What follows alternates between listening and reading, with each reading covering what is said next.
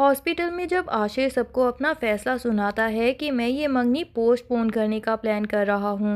जब रोहान बिल्कुल ठीक हो जाएगा तो उसके बाद ही मंगनी करेंगे। तब आयजा आशिर को समझाती है कि यूं अगर मंगनी का फंक्शन अचानक पोस्टपोन कर दिया जाए तो लड़की के खानदान वालों को सबको जवाब देना पड़ता है और उनके लिए बहुत सी मुश्किलात पैदा हो सकती हैं। और वैसे भी रोहान अब ठीक हो चुका है।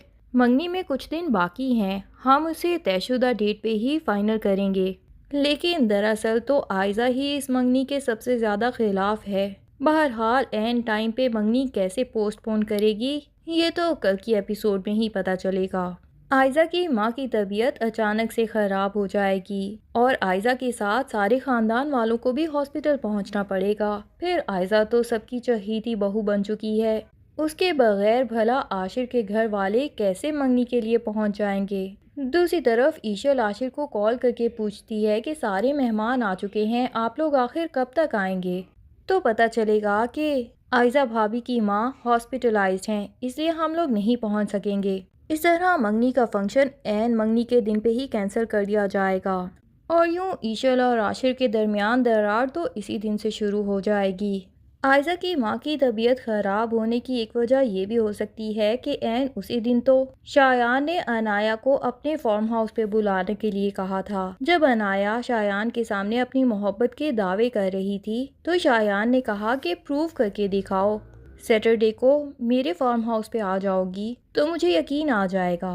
अनाया इतनी बेवकूफ़ है कि उसे पता ही नहीं है कि उसकी माँ और बहन शायान के बारे में जो राय रखते हैं वो बिल्कुल दुरुस्त है। इसको तो यही लगता है कि शायान मेरे साथ सिंसियर है और अगर वो मुझसे शादी नहीं कर रहा तो जो मर्जी वो वजूहात बताता है वो बिल्कुल दुरुस्त हैं।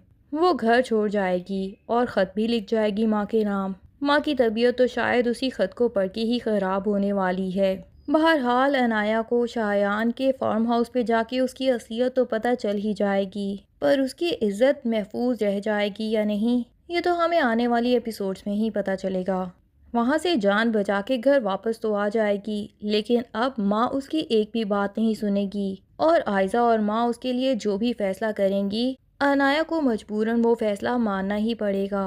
अनाया रोहान से मोहब्बत नहीं करती, लेकिन रोहान शायद दिल में कहीं ना कहीं अनाया को बचपन से ही पसंद करता था। और फिर जब आयजा अनाया की शादी अपने देवर रोहान से करवा देगी तो रोहान की अनाया के लिए मोहब्बत मज़ीद बढ़ जाएगी। लेकिन क्या वो अनाया की मोहब्बत भी हासिल कर पाएगा ये सब तो हमें आने वाली एपिसोड्स में ही पता चलेगा।